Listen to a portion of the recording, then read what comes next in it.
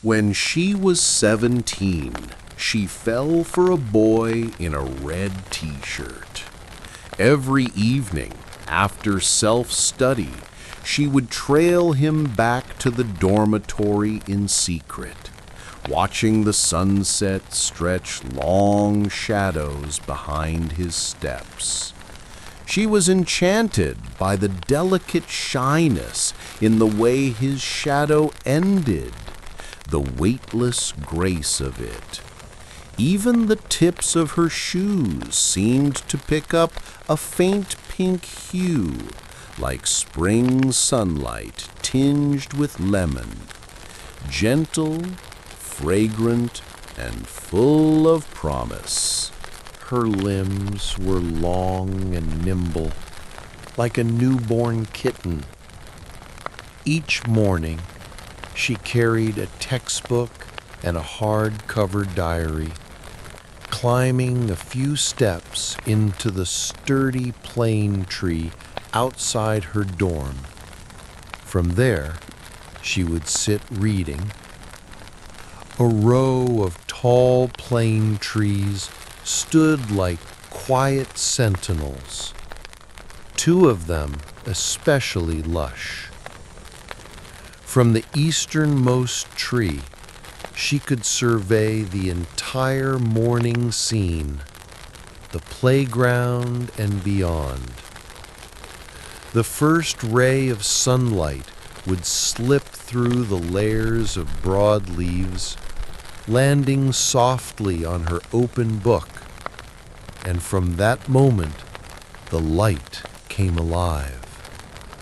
It crept across her bare neck, teasing her heart, making her feel as though wings, transparent and trembling, had sprouted from her back. She loved dangling her legs beneath the shade, swaying gently, stirring the slow-moving air, until that familiar figure appeared on the playground. That was the most beautiful moment of her day. Her gaze clung to him, afraid to miss a single detail. She watched him run laps, lean casually on the horizontal bar, read vocabulary with effortless focus.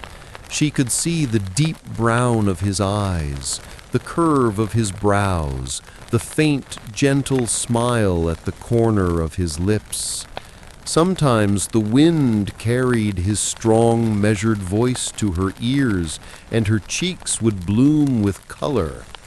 The sunlight wrapped around him, transforming in her eyes into the colors of fairy tales, rose gold, violet, 1,000 delicate shades of longing.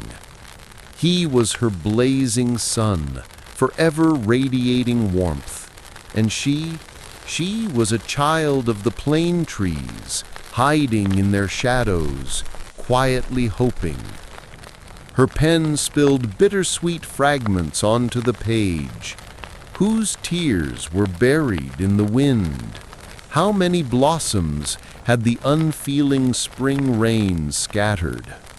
17-year-old love was pure, bewildering, and unbearably tender. Then her prayers were answered. After an exam, the seats were rearranged, and she found herself next to him.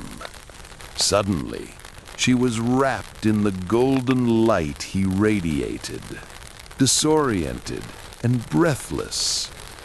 He was reserved, quiet, attentive in class, occasionally explaining her questions with a calm, steady voice.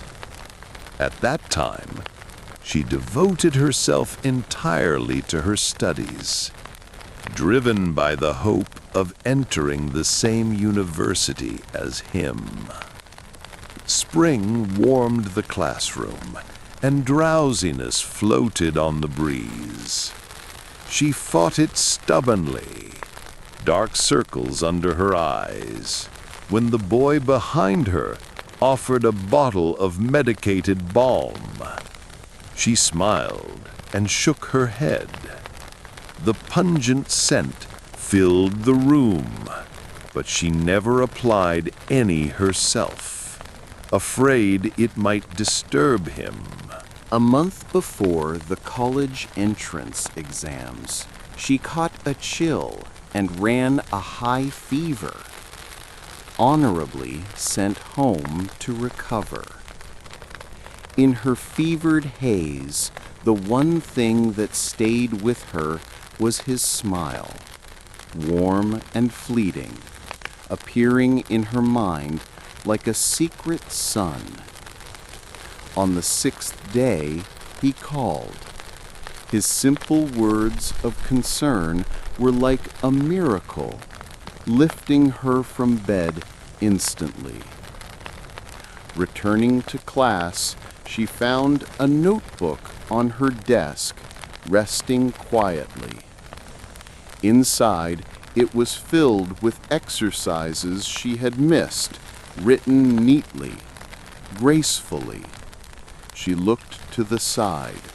There he was, smiling warmly, a red world hidden in that smile. When the boy behind her handed her another bottle of balm, she took it, placing it gently in her pencil case. That evening, she carved their names into the plane tree, tracing the green sap that oozed like tears. She believed that by doing so, her infatuation could live on with the tree forever. She still remembered that sunset, fragile as crystal, too beautiful to be real. Time passed. They went to different cities. Occasional phone calls remained. That once consuming first love was slowly folded into brittle cellophane, shattered with the fading red silhouette, scattering piece by piece with the wind. Years later, she returned to her alma mater, visiting teachers, strolling with an old friend. The dormitory was now separated from the playground by a smooth marble wall. The only thing unchanged was the row of plane trees, still tall and lush, still tenderly embracing half the campus with damp stillness.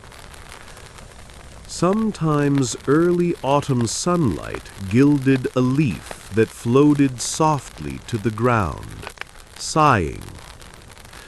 She ran her hands along the trunk of the tallest tree, searching for something. She found her name, but the one beside it was not the name she remembered.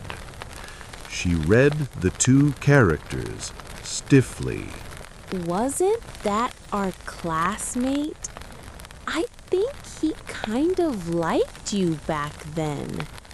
I even remember he asked me to leave a notebook on your desk. Her friend suddenly recalled. She repeated the name, but her face had already dimmed. The only thing she remembered clearly was the bottle of balm handed from behind. Looking at the eastern tree, she smiled. All along, she had been facing the wrong direction. That sunset, faint as it was, had been beautiful.